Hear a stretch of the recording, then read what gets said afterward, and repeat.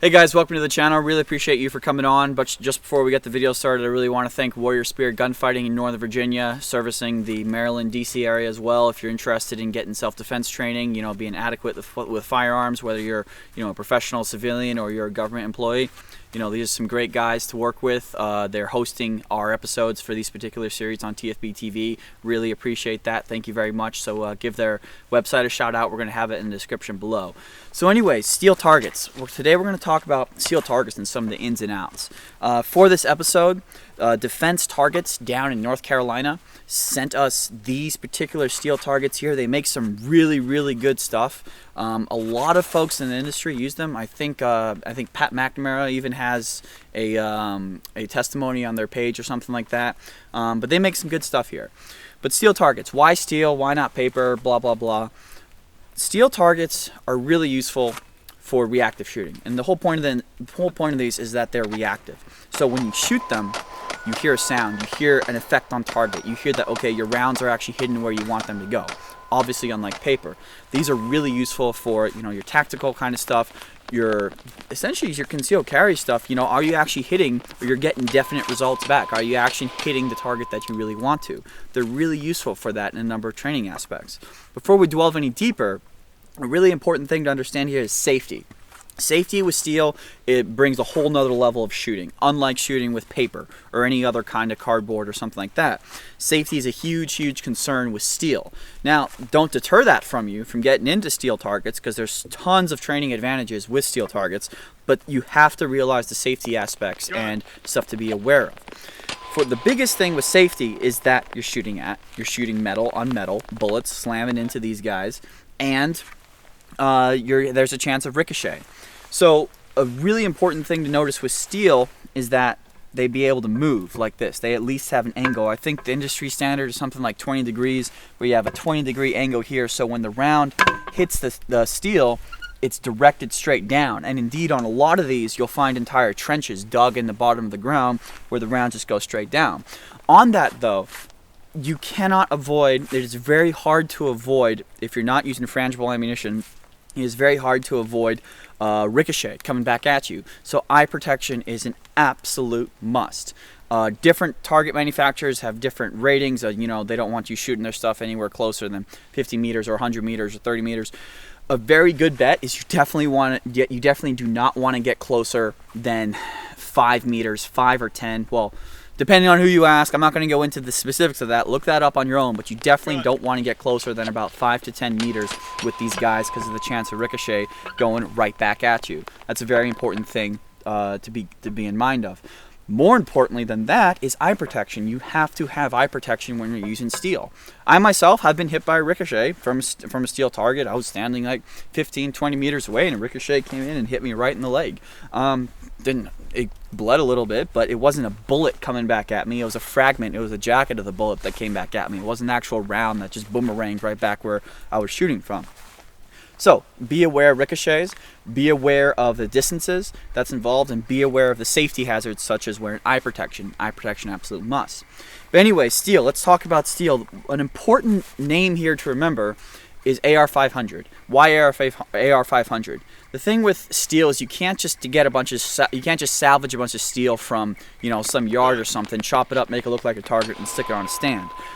The AR-500, when it comes to the longevity of these guys, the AR-500, the quality of it, the exact metallurgy that's involved with producing these and making these the way they are, AR-500 is the way to go with having these last a long time. All right. On that, I'll give you an example. There's a range I was with that previously was using just salvaged steel from yards, and sure enough, they had a bullet hole through one of their steel targets, and they said, "Oh, you can't shoot anything bigger than 40 caliber on our range." No, it's not that you can't shoot anything bigger than 40 caliber, it's that you got the wrong steel, and now you have holes in your targets. So that's one issue you have to be aware of here. So working with the stuff we have today, we have the RST, which is the ready ship target, and we have the Noner over here, which is a little bit of a smaller guy. All right, so these guys come from defense targets on these little hinges that you can see right here, and they literally just sit on the back of this target right here. And this lies on top of a 2x4 you can get from Walmart or from the Home Depot. 2x4s are important because there's another kind of steel target out there. There's targets on chains that you can use where you hook up with them with chains. Personally, I've used that before. I've not liked it at all, because eventually you start shooting the chains off, and one of the benefits is, oh, you just buy new chains. Well, it gets annoying to buy new chains every time I go to the range, and there'll be a lot of issues with that. I don't like using steel targets on chains that are hung up between 2 points. This is the way to go if you want to go with steel targets. 2x4s are cheap. They're easy to buy. I think I bought probably a 7 or 8 foot section of 2x4 today. It was like $2 at Home Depot. And you can cut it up. You can do all sorts of stuff with it. Have it at different heights. So, but on that, an important thing about steel is, so you notice that this guy is a lot smaller than this guy. There's a reason behind that. The reason why you want to have smaller targets and you don't want to have something the size of a torso is the concept of sort of aim small, miss small. You want to be shooting at a smaller target, so you want to get used to that and get good at that. So when you are presented with a full-size target, such as a humanoid target or a torso in an actual self-defense situation, shooting it is going to be a lot easier than if you're shooting at a smaller guy like this. It just builds up those really good training habits to get smaller instead of working off larger. Of course, on the opposite end of the spectrum, we have human-sized targets, chest-sized targets that a lot of long gun guys use, but that's because they're shooting at 500, 1,000 meters. That's a whole different ballgame. That's important as well.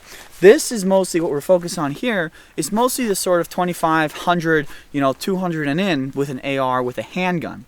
So today we were shooting these guys up with handguns, and I'll tell you, we absolutely wrecked these guys shooting them all day. They've lasted pretty well. This is the first time we've used them. We'll use them continuously in our videos, and we'll hope to put a dent in them, so to speak. But on that, when you're shooting them, something to be aware of is if you're shooting them with AP. Well, hold on a second here. AP, you never want to shoot steel targets with armor-piercing ammunition. That's just not a good day. All right, just stay away from AP. Green tip, 855, M855. There can be some issues sometimes. Some targets can take them, some targets can't. But an issue you can run into is little divots that you'll see inside the actual target, where there's little rounded off corners in there from the bullet strikes hitting it with the 5.56 rounds. Over time, that can become an issue if you create large enough divots and holes in the target, where it's possible for the ricochets to be directed more back at you, or maybe even like a bullet being directed in a way you don't want it to go, because you want all the rounds and all the ricochet to go straight down in that little trench that you'll see build up here on the bottom. So another great thing about these guys is the fact that they're so portable. You can load them up in a truck. You can literally, take this whole sucker off, and then take this guy off, take the 2x4 out of the stand, and load the stand with you. In some cases, you can even build a 2x4 stand out of this on the bottom by sticking 4 2x4s together, like 3-foot sections, and sticking them in a sort of 4-section length right there. And then you can even move them around. So really all you need, say you're showing up to some part in the country and you want to save on weight, really all you need is this right here. You can build the rest out, you can build the whole setup, the rest of the setup out of 2x4s yourself. So going off of that with the 2x4s is the height. So I like to train for having these at chest height. Ideally, I would want these more, probably a foot higher or so it's in line with a possible target that I would be facing in a self-defense situation, which humans, are standing up kind of thing. That's very useful, but, you can also change the height of these by cutting the 2x4 to different lengths. We can have them really high or have them even really low. Something to keep in mind is the higher you go, the higher the center of gravity is, and the more the target is going to start leaning over sometimes. That can be an issue with, building the 2x4 setups, and that you'll start get creaking at the bottom. But with the stands that these come with, it's not that big of a deal. So another point that this particular target company does is they come with this rear portion here, a circular portion in the back, which you can stick a tube in, and then you can even stick paper targets onto that tube if you want to as well. And you can stick them there, and you can use paper in addition to steel. Now, that being said, I would not recommend using steel targets 100% of the time. don't get into that mindset of always steel, because paper still has a lot of value. So an ideal training solution would be to mix paper and steel, because you want to get paper for more of your precision work and see where your rounds are actually going. Because sometimes with steel, you know, if I'm just hitting this all day, maybe my group can be the size of this guy right here, but I'm still hitting, I won't know. But then I go over to paper and I'm printing, you know, 6 inches at 25 meters, that's an issue, because I want to be able to tone that group in as much as possible. All right, and that's where paper can come into play. So don't forget paper altogether. So another bit on here is that you can actually paint these guys up, and that's really useful, and you'll see this in a lot of competitions such as IPSC, IDPA and stuff, where they actually paint up the targets between each round of competition. But paint's useful, and it's sort of that in-between between paper and steel, because now you can actually see where your rounds are hitting on the steel by painting it up. At the end of the day, it's not very useful because, you know, it's all shot up unless you want to paint up in between, but you can just take spray paint and then paint up your target. You can also do colored stuff and work that into your training regime as well, in shooting just the red or just the blue or something like that, or, you know, engage red, engage blue or something like that, to mix up what you're working with and what you're shooting, and try to diversify the amount of rounds that you have going down range. So going off to other kinds of steel targets is we've got these pepper poppers here. These are good. You'll see these a lot of 3-gun stuff, a lot of IPSC stuff. This is really good for competition.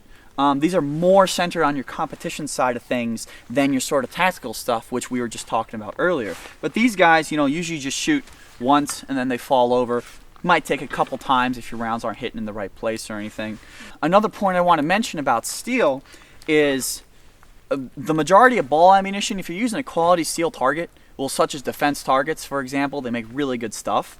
If you're using quality steel, you can use just about any round you want, as long as it's not armored piercing, and as long as you're following in those safety considerations, and as long as you're not using onesies or twosies here and there, maybe M855, but really any ball round will be good to go.